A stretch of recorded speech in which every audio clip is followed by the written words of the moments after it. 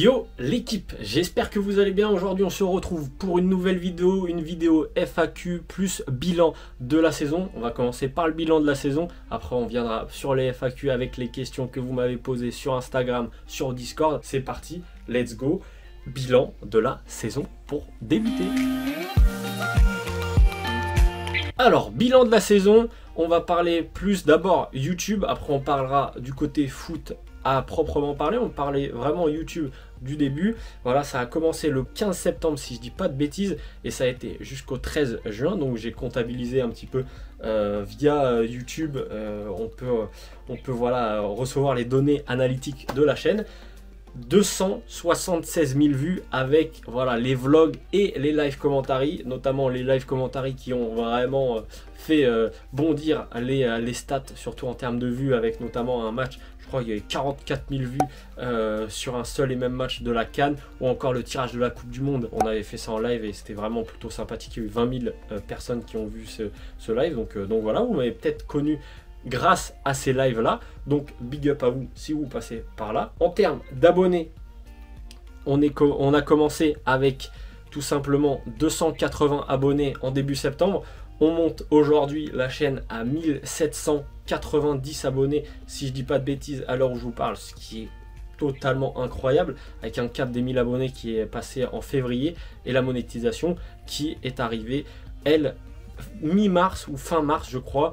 Et les revenus estimés de YouTube sont de 82 € pour l'instant, de mi-mars à juin. Honnêtement, c'est vraiment plutôt clean. Honnêtement, je ne m'attendais pas à ça. Ça fait plutôt plaisir.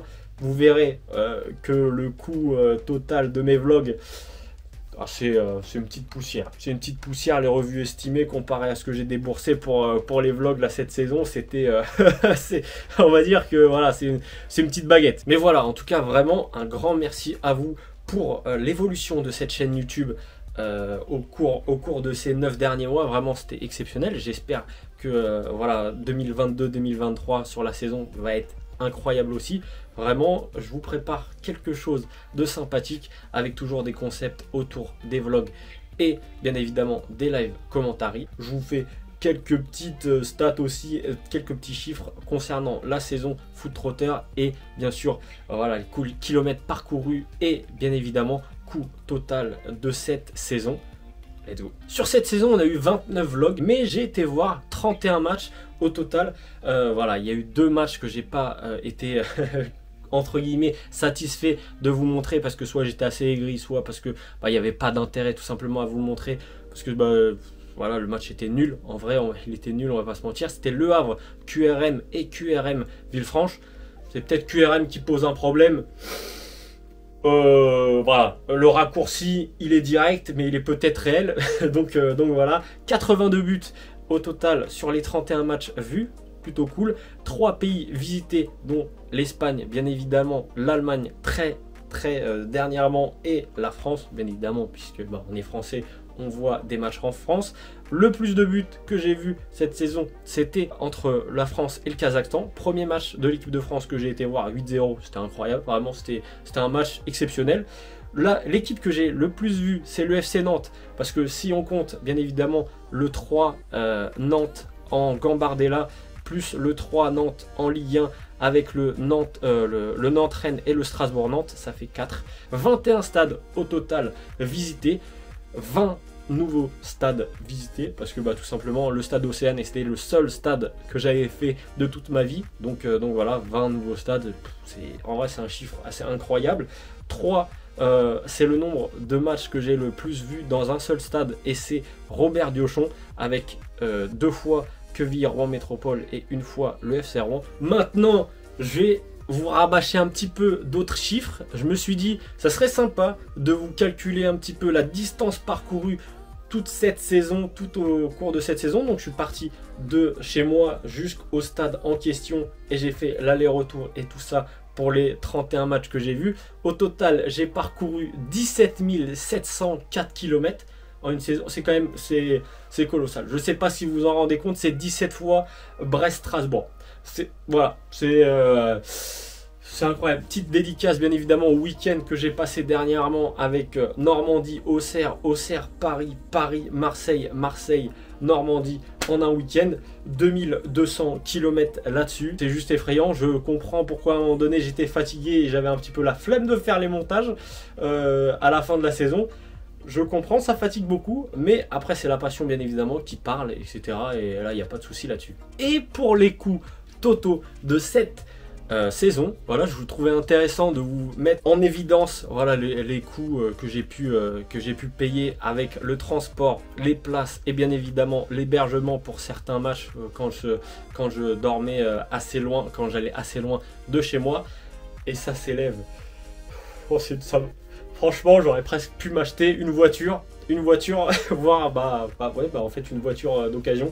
4 945 € dépensés pour cette passion qui est la visite des stades. Voilà, mention spéciale bien évidemment au vlog à Madrid qui m'a coûté 900 € et aussi bien évidemment la place de la Ligue des Champions avec 490 €. Rien qu'avec ces trois matchs là, on est à presque un quart du budget total de cette saison. Voilà, on se fait plaisir aussi. C'est pas forcément les vidéos qui fonctionnent le plus. Honnêtement, c'est pas le problème parce que vraiment, honnêtement, je le fais pas plus pour les vues que ça. Mais j'ai vu que ça fonctionnait pas plus que ça. Et ce qui vous intéressait le plus, c'était la Ligue 1, les clubs que voilà, vous voyez, que vous supportez, etc. Donc c'est plutôt intéressant à savoir. Il n'y a pas besoin de dépenser 14 000 € pour un match, etc.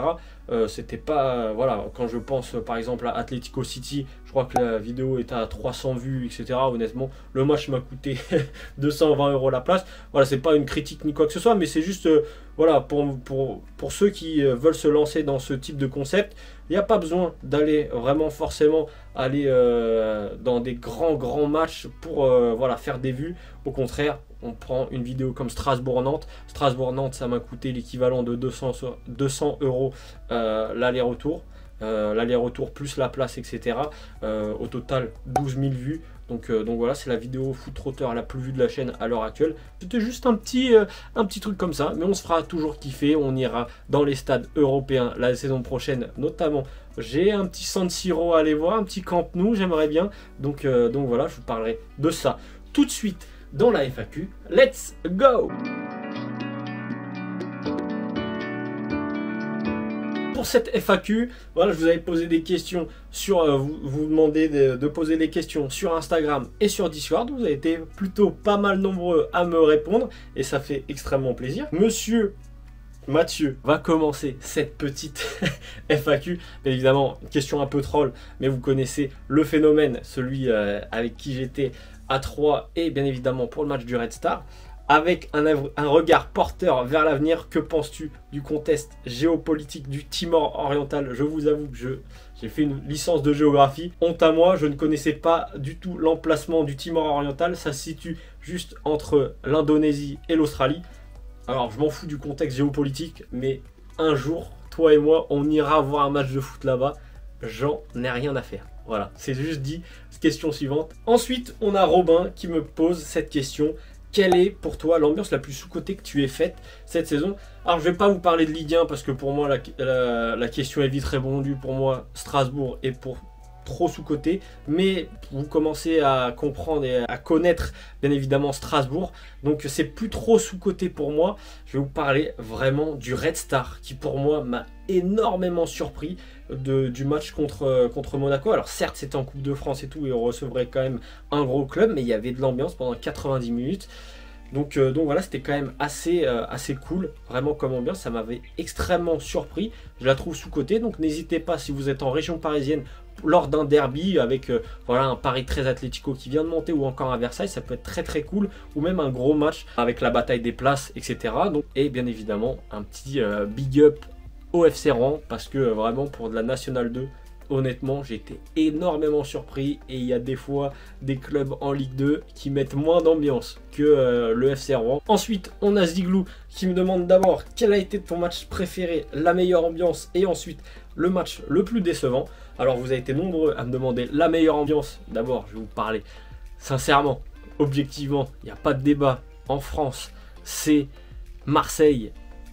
Voilà. il y a zéro débat là-dessus. L'ambiance la plus décevante, en vrai, je vous parlais de deux ambiances qui m'ont particulièrement déçu. Pour moi, l'Allemagne, honnêtement, quand j'ai été voir Allemagne-Angleterre, je m'attendais à quand même pas mal de chants du côté des Allemands.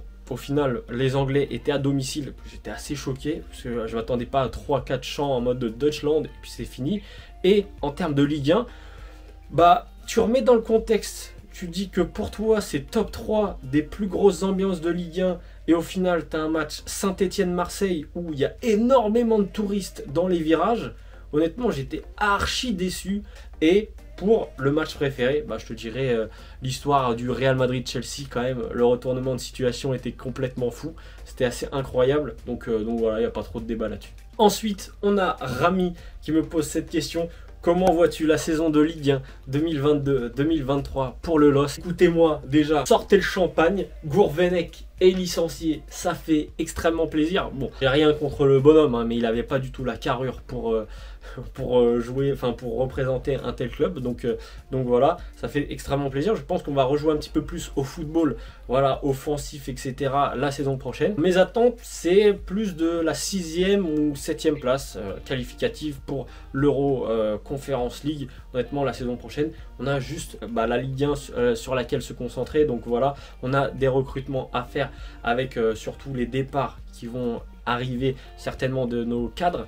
Donc voilà, je pense à un petit 6e, 7e place parce que derrière, tu as quand même du Monaco, tu as quand même du Nice, tu as quand même du Marseille, tu as quand même du Lyon, tu as quand même du Paris Saint-Germain. Donc voilà, si on arrive à se hisser parmi tout ça, ça serait plutôt cool, honnêtement, vu le contexte actuel de Lille. Et en deuxième question, depuis quand suis-tu le LOSC? Je ne vais pas faire le mytho, depuis 2011, depuis la saison du titre avec Eden Hazard, Moussa Sow, Gervinho, vraiment, cette équipe m'avait fait vraiment kiffer, honnêtement. Donc voilà, c'est un petit peu footix de te dire, bah écoute, c'est l'équipe que j'ai vu gagner, donc bah, c'est elle que je supporte. Mais au final, je suis toujours là, donc voilà, malgré les hauts et les bas, notamment une saison 2017 ou 2016, je sais plus, cataclysmique, où on joue le maintien, donc voilà, on est toujours là, on est toujours fidèle au LOSC et ça fait extrêmement plaisir. Question de Maë, quel premier match t'iras voir la saison prochaine? Et bah écoute, ça va te faire plaisir parce que j'irai voir ton Saint-Étienne pour le premier match officiel de cette saison. Comme vous savez, la Ligue 2 commence une semaine avant la Ligue 1 et j'irai voir Dijon-Saint-Étienne logiquement le 30 juillet pour ensuite aller voir les autres bourguignons, mais du côté du nord, pour voir mon LOSC affronter la JOCR le 7 juillet. Ça me fait extrêmement plaisir en vrai d'avoir ce genre d'affiche parce que honnêtement, bah du coup, la JOCR c'est vraiment les supporters, etc., l'engouement. C'est là que ça m'a fait un peu déclencher une nouvelle hype autour de la chaîne dernièrement. Et les voir contre mon club, ça fait un petit sentiment quand même cool. Voilà, une petite histoire sympathique. Et puis Dijon, bah, j'aime bien le club. Saint-Étienne, bah, ça me fait un peu mal au cœur de les voir en Ligue 2. Mais voilà, du coup, franchement, deux belles affiches déjà pour entamer la saison 2022-2023. Vous savez ce qu'il y a. Et puis je vous parlerai un petit peu plus dans d'autres vidéos parce que sinon la vidéo elle va durer 45 minutes de mon programme pour la Ligue 2. Et la Ligue 1 en 2022-2023. Ensuite, nous avons Alexis qui me pose ces deux questions. Ton rêve en termes de stade? Anfield. Et je pense que en vrai, je vais pas aller à Anfield tout de suite parce que pour moi, c'est comme si c'était le Saint Graal. Et après, je me dirais, bah, j'ai pas grand chose d'autre à faire. Mais si, en fait, il y a tellement d'autres stades à découvrir. Mais je sais pas si vous voyez ce que je veux dire. C'est comme si, j'ai pas un Madrilène, entre guillemets, faisait la même chose et aller au Santiago Bernabéu à un moment donné et puis se dire, bah, en fait, bah, j'ai d'autres stades à découvrir, mais bah, il n'y a plus trop cette hype et tout ça. C'est un petit peu une conquête, entre guillemets, à Anfield, de Anfield, mais je passe par différents stades. D'ailleurs, je pense que j'irai en Angleterre la saison prochaine, mais je n'irai pas à Anfield. Du coup, je pense finir vraiment le meilleur pour la fin, ou alors vraiment si j'ai l'occasion d'y aller pour un Liverpool-Everton ou un Liverpool-Manchester United, bien sûr j'y file sans trop de problèmes là-dessus, mais vraiment c'est pour moi le rêve. Et après il me demande mon plus grand rêve sur YouTube, tout simplement d'en vivre. En vrai, j'ai pas plus de rêves que ça. Ensuite, nous avons le frérot Abel que j'ai pu croiser à Auxerre. Big up à toi d'ailleurs et à tous ceux que j'ai pu croiser à Auxerre ou dans différents stades. Avoir pu parler avec vous, ça fait extrêmement plaisir. Donc voilà. Quelles sont les équipes qui vont descendre l'année prochaine de Ligue 1 à Ligue 2 selon toi? Pour rappel, il y aura 4 descentes la saison prochaine. Sec, il n'y aura pas de barrage ni quoi que ce soit, avec une Ligue 1 qui passera à 18 et aussi une Ligue 2 qui passera à 18 clubs. Donc voilà, pour moi, Ajaccio descendra. Clermont se fait chipper beaucoup trop de petites pépites, donc voilà, va descendre également pour moi. Ensuite, nous avons un Lorient. Lorient, je sais pas trop, mais je pense qu'ils vont galérer. Ça fait quand même déjà 2 saisons qu'ils galèrent. Je pense qu'ils vont descendre également. Et pour finir, je mettrai une petite pièce sur Montpellier, voilà, qui pour moi est en train de se casser aussi la gueule. Tu vois, vraiment un petit pari osé, mais je vois 3 quand même se maintenir parce que ils ont quand même un bon projet avec le City Group, etc. Ils ont une bonne politique de recrutement. Montpellier, c'est un peu dans le flou, on va pas se mentir. Et aussi Auxerre, je pense que ça va se maintenir parce que bon, un riche homme d'affaires qui injecte quand même pas mal de sous, 33 millions déjà prévus, voire 40 millions quand même pour un promu, c'est plutôt pas mal. Et Montpellier, je pense que ça va se casser un petit peu la gueule. Et c'était pas fameux en deuxième partie de saison. Donc voilà, je vois ces 4 clubs, je ne leur souhaite pas forcément du mal, mais c'est ma prédiction pour la saison à venir. Hormis les vlogs foot et les lives des projets pour 2022-2023, me demande Pandy. Bah pas forcément, en vrai je vais plus adapter des contenus toujours par rapport au vlog foot, mais différemment. Je travaille là-dessus, il y a quelques frérots qui sont chauds pour cette idée-là. Donc voilà, la nouvelle va paraître très prochainement dans une nouvelle vidéo où je vais vous expliquer les objectifs et les projets de la saison prochaine. Ça va être plutôt cool. Si peut-être un petit délire de genre prédire la journée à venir de Ligue 1, etc. Faire un petit pari, etc.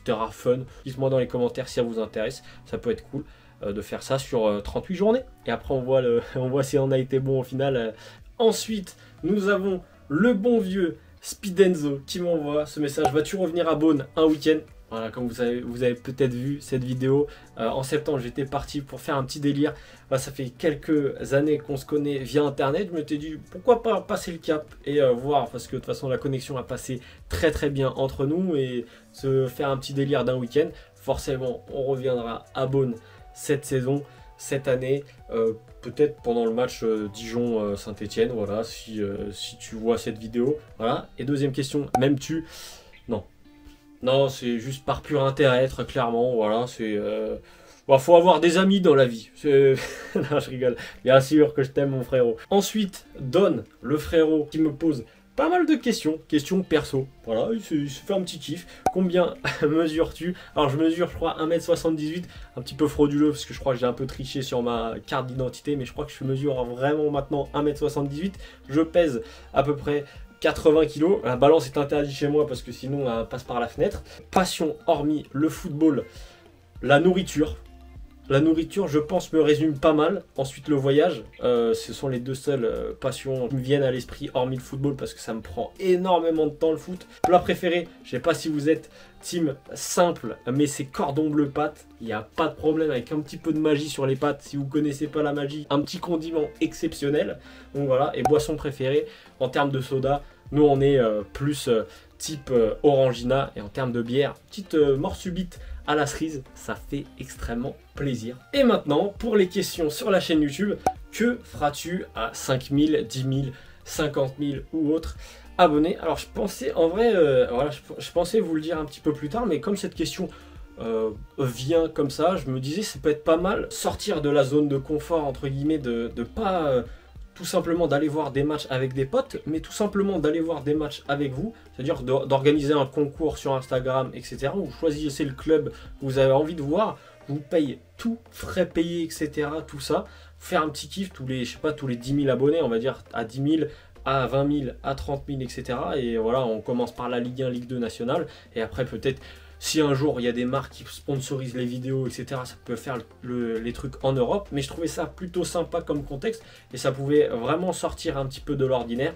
voilà, vous faire kiffer aussi, bien évidemment, parce que bah, ça serait grâce à vous tout simplement que la chaîne fonctionne, et ça serait une façon de vous remercier plutôt sympathique avec les giveaways autres, comme les maillots de foot ou les écharpes par exemple. Ça te tente les vlogs dérivés du foot? Toujours la question de Don, il y en aura une autre aussi derrière. Franchement ça me tente pas mal, vraiment un petit vlog par exemple basket, si un jour je vais dans une ville etc, je reste je sais pas 3-4 jours et je vois bah il y a des matchs de foot mais pas forcément intéressants, et je vois il y a des matchs de basket, peut-être pas de tennis mais tu vois genre un truc basket, je trouve que c'est pas mal en termes de vlog parce qu'il y a quand même de l'intensité, il y a quand même des trucs, je connais rien du tout mais je trouve ça passionnant à regarder vraiment, donc voilà, peut-être futsal aussi, effectivement, quand il m'a dit entre parenthèses futsal, beach soccer ou autre, futsal je trouve ça c'est pas mal, en vrai c'est plutôt cool, donc voilà, ce serait à tenter, je pense que ça pourrait être plutôt cool, même si j'y connais rien du tout.